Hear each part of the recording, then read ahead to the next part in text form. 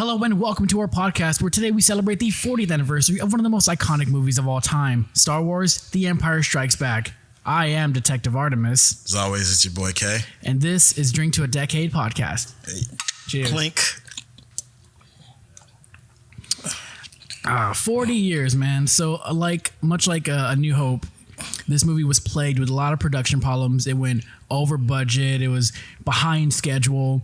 Lucas fought hard to secure his creativity rights to the movie. It was just... And Mark Hamill had that horrific accident, you know? Yeah. Sort of scarred his face and everything. I'm sure they had to write specially into the movie to explain, like, with the whole scene on Hoth with the... Yeah, it was with the Wampa. With the Wampa there. Yeah. Yeah, like he had to have like reconstructive surgery and all that stuff. So it was just a lot for this movie to even be made, like, you know, much like, you know, the first Star Wars movie. So I can't imagine all the stress. Like when they went to do the Hoth scene in Norway, it was a massive snowstorm, and just like when they were doing Tatooine and A New Hope in Tunisia, it was bad weather. But I mean, for all the trials that this movie went through, it is the best Star Wars movie that we have. Well, no, yeah, it's the best one. I'd say I agree, it's the best Star Wars movie. Rogue One would probably be a close second. And then everything else after that is up for debate with, you know, depending on what you like. Right.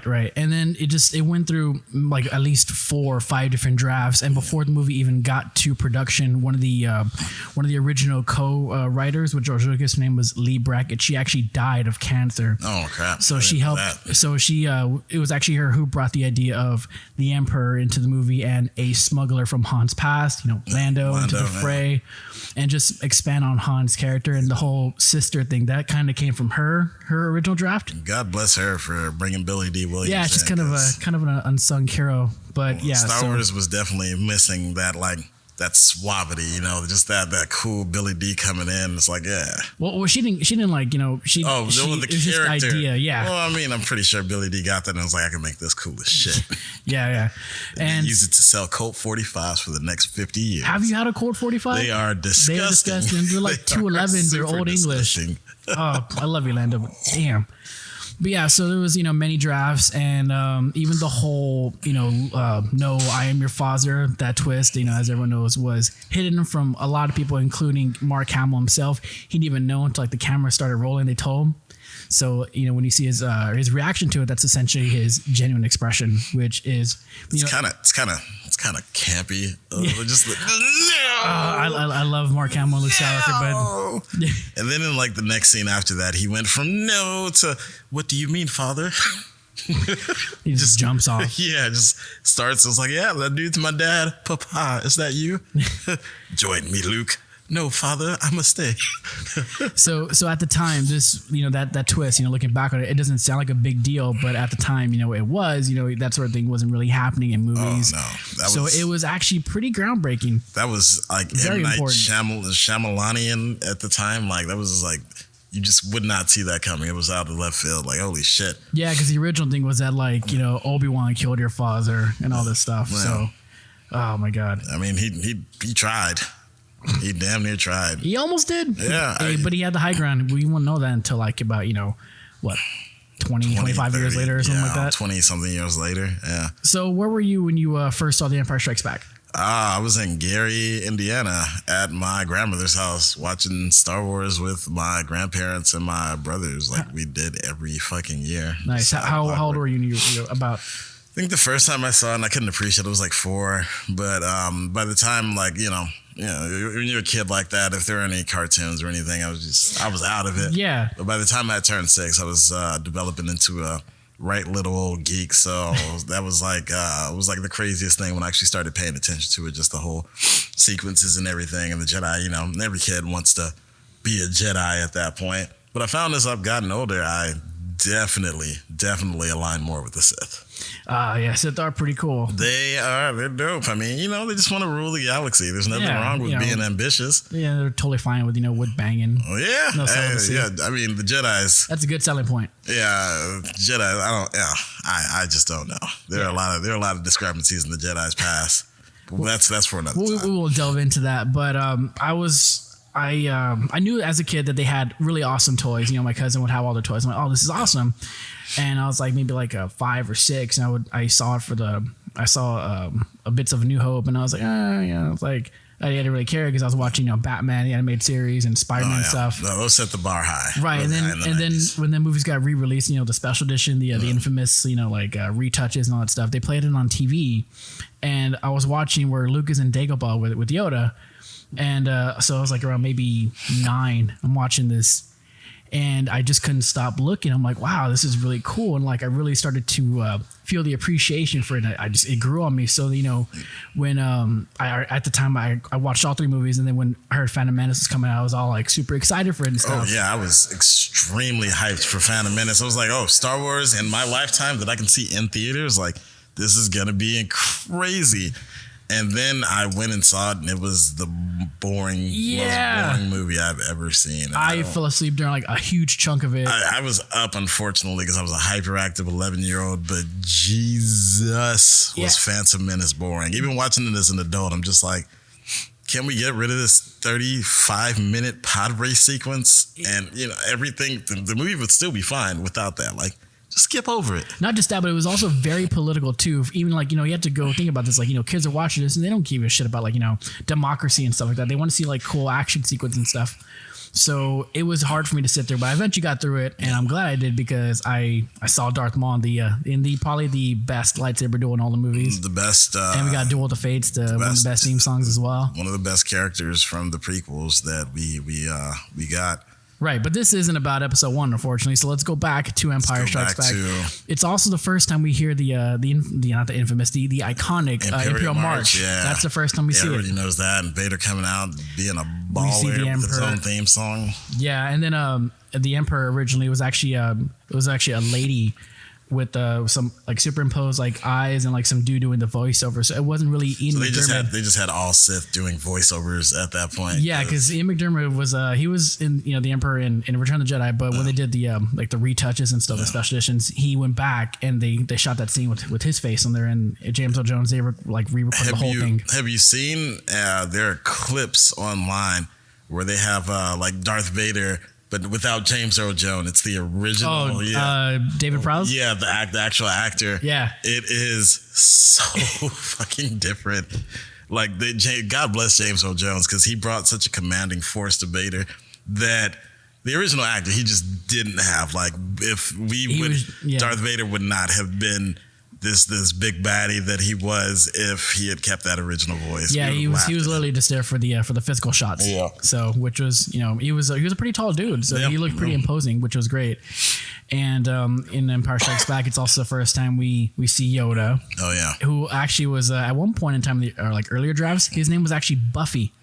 Buffy? Yeah. The Vampire Slayer? No, Buffy. And then at one point his name he actually had a first name, and it was Minch Yoda. Minch Yoda? Minch Yoda was his actual like name at first, and then they dropped it. Now it's Yoda. Insane. I just couldn't. Yeah, I'm glad they kept it as Yoda. Right. It was like, and they've kept him such a mysterious character. Like George Lucas won't even let anybody who's licensed or anything, they won't talk about Yoda's homeworld or his people or anything. But we've seen other Yodas in like the canon. Yeah, the one from what was it named Babel in episode 1. You see her in the council. Yeah, in the council. Yeah. I'm wondering if at some point Yoda banged Babel, and we got the child.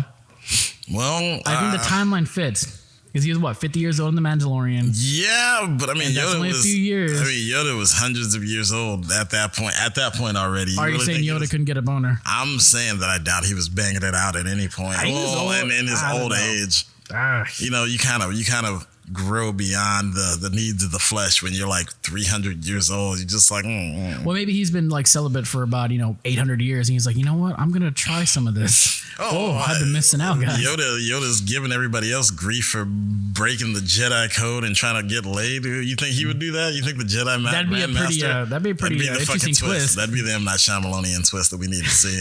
Well, it's not Emily unless there's like water involved. He loves water. Oh yeah, water. Well, what if it was like the Yoda wasn't just banging one girl? What if Yoda had a harem, just like different alien and android robot bitches and shit? Like, I don't see why not. You get pretty bored after a few centuries. Imagine if him and Mace Windu had like a love shack. You mean like him and Mace Windu, shacking yeah, up? like no, like not together. No boys love bullshit. Yeah, that was a different direction I was expecting. They were going out on the town and being like, "Yo, I'm the Grand Master, and this is my boy Mace. Mace, say something." Well, the Jedi were like like local, like galactic heroes. So that's like being like a Navy SEAL or something, and like you call girls and like that. Well, a good opening line. Yeah, like a celibate Navy SEAL. Yeah, I guess something like that. And then now going back to new characters of Empire Strikes Back, we do get Lando, who steals the spotlight every time he's in the scene. Oh yeah, very likable. It's because Billy D. Williams is such a. I mean, like he's just a smooth guy, and like you said, he's got a large amount of likability. I think it goes down to his voice and just like he's got just so cool, man. Yeah, like, I wish I was cool anywhere cool as him. In the 80s, I'm pretty sure every dude was like, "Oh shit, they got black people in Star Wars now. I want to be Lando." Yeah, and then at one point he kind of becomes a little more likable than Han Solo, and and then he's already trying to bang Leia, and Han's already jealous and shit like that. So when he does that that little heel turn where you're like, wow, dude, I liked you, and you're a dick. Like you kind of feel hurt along with Han and them. But I mean, you understand why. You understand why he did it. Like he had to. They were gonna press on his mining operation and everything, right? And I mean, he didn't have the force that really stand up to the Empire. And even still, he went back because he actually legitimately thought of Han as a friend. As I think it's what is it, the code of thieves and swindlers and everything. You know, so. I mean, Han was unfortunately frozen in carbonite, but he went back to redeem himself. Yeah, exactly. That episode, and and a lot of people tend to overlook that Lando had an arc of his own, just like in A New Hope. Oh yeah. Han Solo was the anti-hero. He shoots Greedo, and then at the end, and you think he's all about the money and stuff, but then at the end he comes, and saves Luke. Comes back, yeah. And then just like with Lando, he's pretty cool, much, yeah. and then right in that lane, yeah. Yeah, almost the same arc, but it was done differently. And I think Lando's one of the coolest characters. Oh yeah, definitely coolest characters in the Star Wars universe. You got to give it up to Lando for that. Do we have anybody else now? That's really particularly new that stands out. It was then we find out that there was another Hope where Luke is hastily trying to go save his friends on Cloud City. Oh, there is and another. And Obi-Wan, yeah, there is another. Yeah, that whole cryptic message. At first, it said that it was a sister, but then they kept it vague on purpose. So you hear that and you're like, what the hell? It's kind of a dick move. It's like you're forced. Just tell me what is happening. You know everything. Some J.J. Abrams shit. You're aligned with the Force. Just tell. Oh, I have a sister. Tight. I made out with her. Could have saved me from that. All right, they didn't make out, man. They kissed. Actually, she kissed him twice. All right, let's get that clear. All right, first time they thought they were gonna die, and the second time she was trying to make Han jealous. In the 70s, that was pretty much like getting to second base, my guy. Come on. And it doesn't help too that after she kissed Luke, the second time he's all leaning back and These days he was like, yeah, getting it. And then later he was like, it's my sister. Whack. Yeah, and they never mentioned that, and I'm glad they Yeah, don't. You kind of have to gloss over that. It's just something you don't bring up at Christmas dinner. It's like, hey, remember that time we made out, sis? Well, yeah, and and kind of like with Game of Thrones as well, where Daenerys finds out that Jon is related to her. Yeah, Spoilers. but Jon but they bring it up. Visibly bothered by that. Yeah, that's funny that they brought it up because we're all thinking it. But anyways, so we do get a lot of action sequences, and Lando actually kind of becomes the hero at the end, and then in Return of the Jedi, he blows up the Death Star. Yeah, just why I don't understand why that's the ultimate weapon. The Death Star. So yeah, and even in the sequel movies, they brought back. It wasn't the Death Star, but it was basically a larger version of it. Why is that the go-to? If you need a super weapon in the galaxy when all this stuff is going on, why can't you build something that harnesses the Force on a massive scale and causes just utter annihilation of species? And it doesn't help that they recycled the same idea in the sequel trilogy. Yeah, a bigger Death Star would probably be the most obvious solution. But still with one fatal weakness. But I think there were 5 of them that they had to take out because it was so big. Some bullshit like that, and then speaking of other unsung heroes, you remember Wedge Antilles? Wedge Antilles. See, that's exactly my point. Yeah. Wedge helped destroy both Death Stars, and he was in the Battle of Hoth.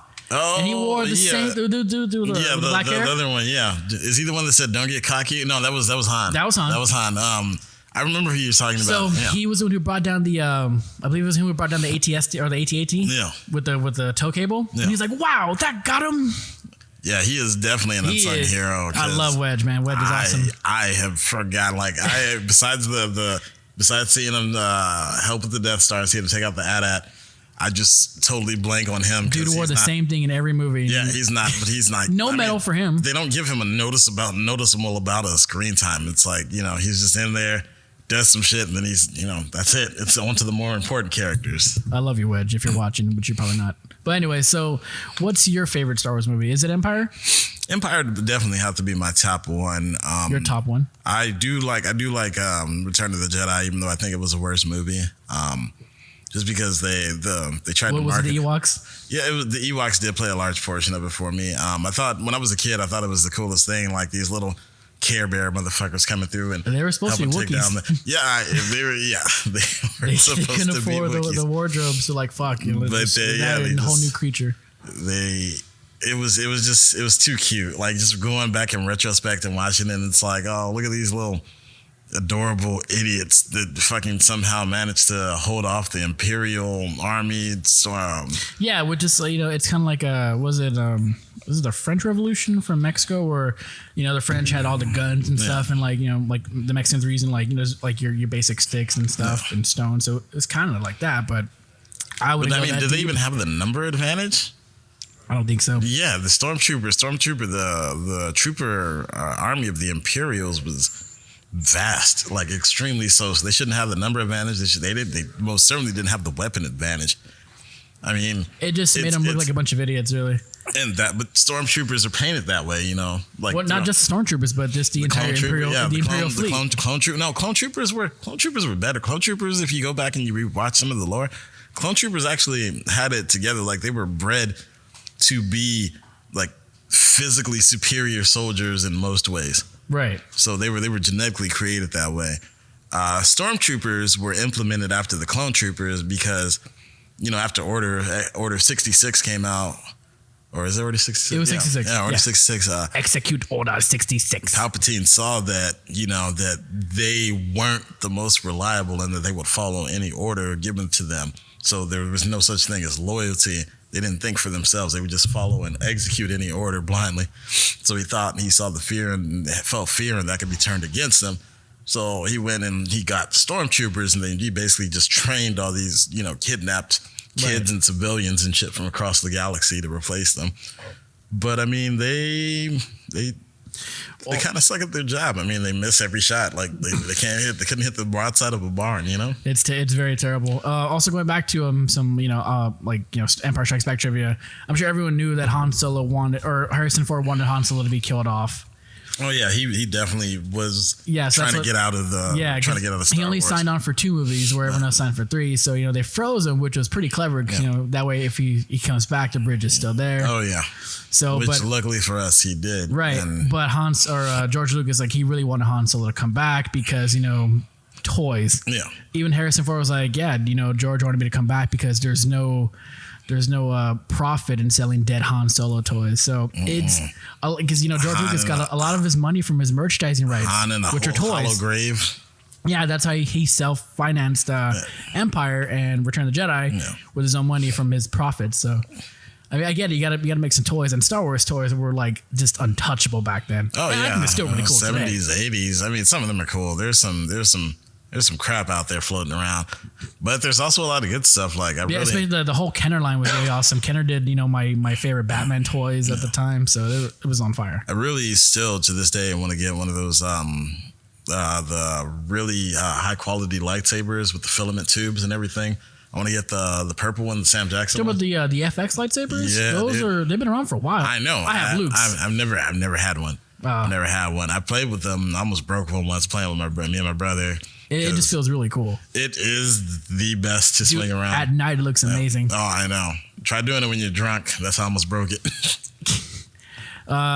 So we talked about my favorite Star Wars movie. I know Empire is, I guess, technically the better movie, but I prefer A New Hope just because it's the perfect good versus evil movie, and it set up such a good foundation that if it wasn't for that movie being as good as it was, I don't think Empire would have been as good as it was, because Empire, it was more character driven.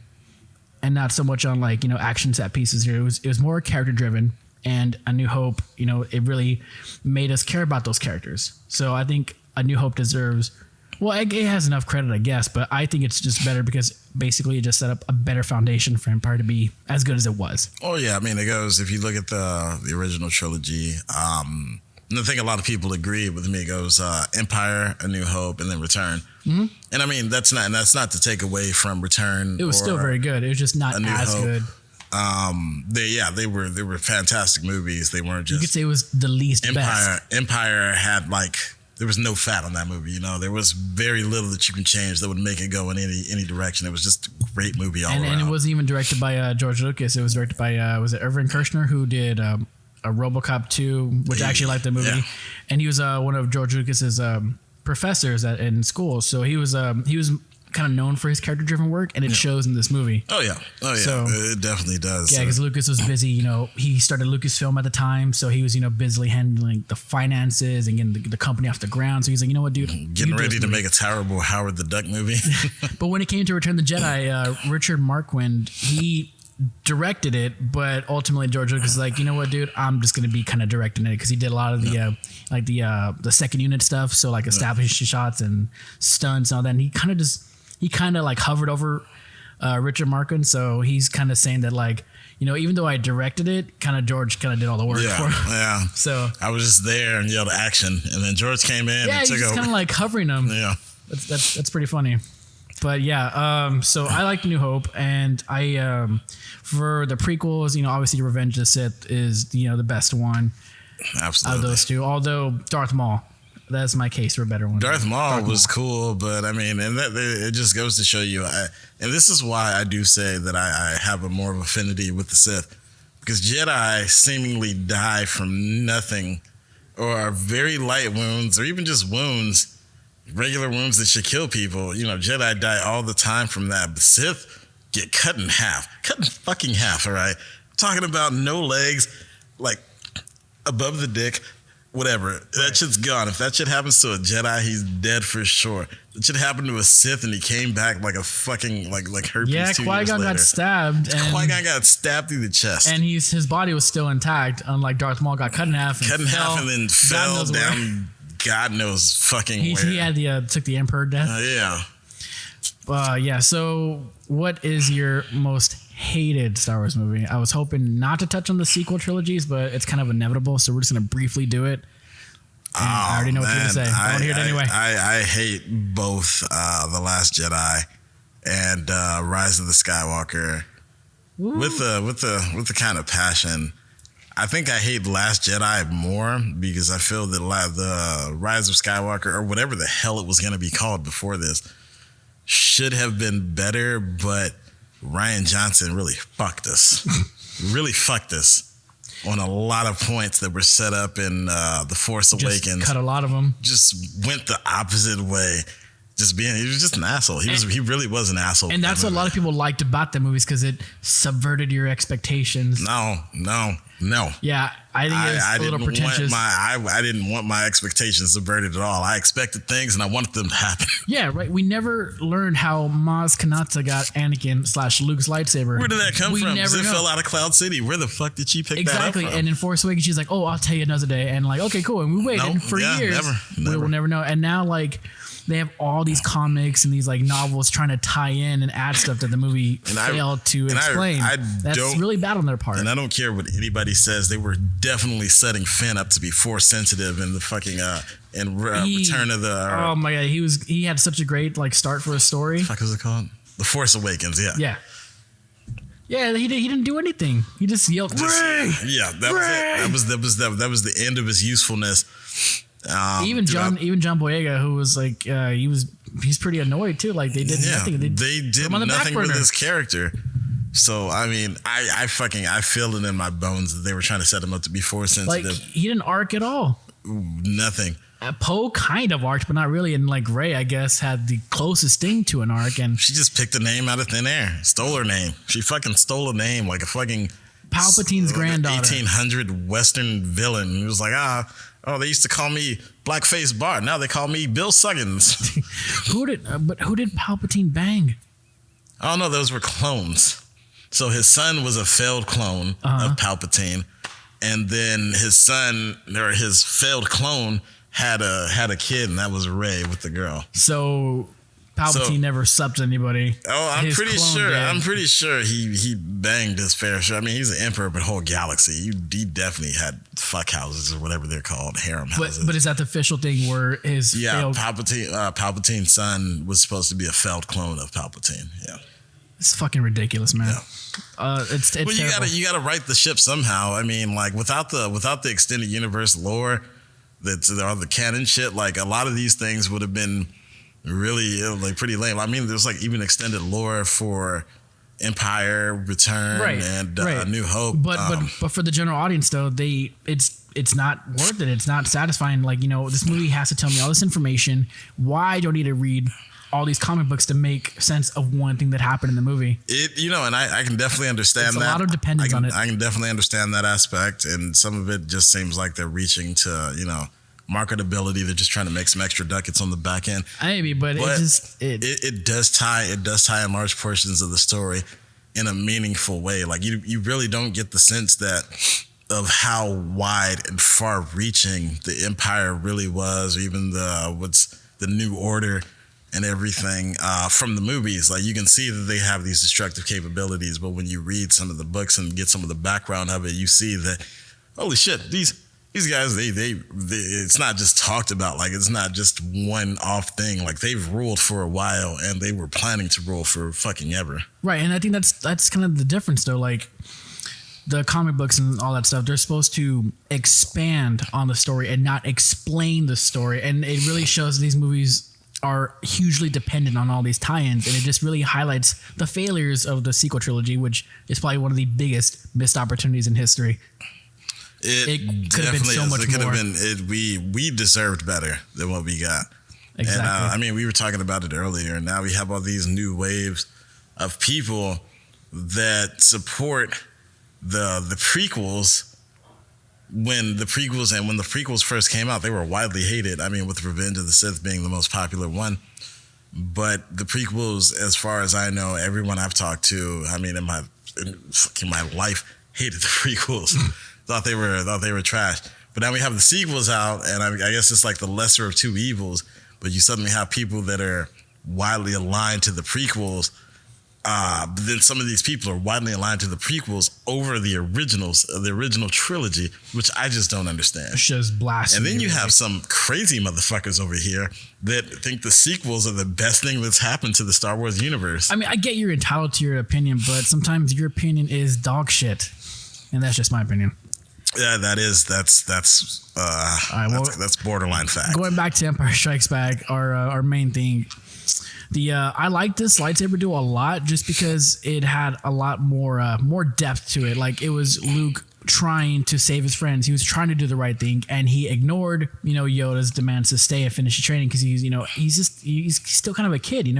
He wanted to do the right thing, and he was like 19. You always say he's like a kid or anything. He's a fucking man at that point. Really? But I mean, he's young. He's definitely young. But when you're 19 and 20, you do like dumb shit. Oh, I don't doubt it. But when I was 19 or 20, nobody was like, look at it. Nobody's over here like, look at this boy. Look at that kid right there. They were like, that's a fucking man. And if he fucks up, throw him in prison. I think it would apply to Luke. It should apply to Luke. He was a dude. He was a man. He was going to die, but he sacrificed, all his training to save his friends. And it's admirable, but... But see, I mean, and it also goes back to what Yoda told him, like, he's fucking impatient. Yeah. He's too impatient. Yeah. And if Anakin was too old to be trained in the 4 ways of a Jedi, Luke was way too fucking old to be trained in the ways of a Jedi because he was already set in a bunch of his ways. Definitely too impatient to learn the foundations that Yoda was trying to impart on him. Right. And he left, and Yoda told him, it's like, if you leave, if you stay, you can finish your training. Bunch of lives will be saved. If you leave now, you might be able to save your friends, but things will get worse. Right, just like when he goes to the tree with all the fucking dark side energy. Yeah, the dark side. He sees Vader and like he pulls out his lightsaber first, which means that Jedi is not supposed to take the first hit. He swings at him. To be fair though, if you look at everything, like everybody's always pulling out their lightsaber first. Like But yeah, keep going. Yeah, so he pulls out his lightsaber, which is already a red flag, and then he makes the first, attack at Vader, and he cuts off, the fake Vader's head, and he sees himself, which ultimately symbolizes that if he continues down this impulsive path, he's going to become his dad. So in Return of the Jedi, where he's like, he has Vader down, and he sees his hand, he realizes like, holy shit, that tree was right. Well, that's so. There's also like some. What is it? Subtlety in that movie, like how he wore black throughout most of the movie. Yeah. That was supposed to signal that he was on the brink of becoming a Sith. Basically, that he was corrupted into the ways of the dark side, much how Anakin was in all of Revenge of the Sith, where he was wearing black and everything. But then at the end, he revealed, took everything else off, and he had this white robe on to reveal that he'd always been and always would be made aligned with the Jedi. And props to the wardrobe department, because that type of subtle detail is really cool, I think. It is, and it goes back. But Yoda, he could have fallen. Yoda, everybody knew, and I do believe to this day that someone should have said that, hey, Vader. We're talking about Anakin in the past tense. Anakin turned into Vader. He just changed his fucking name because that's what we do in this galaxy. But somebody should have told him, it's like, your dad's still kind of alive. Not kind of. He definitely is. I mean, Obi-Wan tried to kill him. He cut his legs off. Well, the famous thing is that, like, famous line to, to counter that is, from a certain point of view. So that's how they were like, he's dead because he's not the same.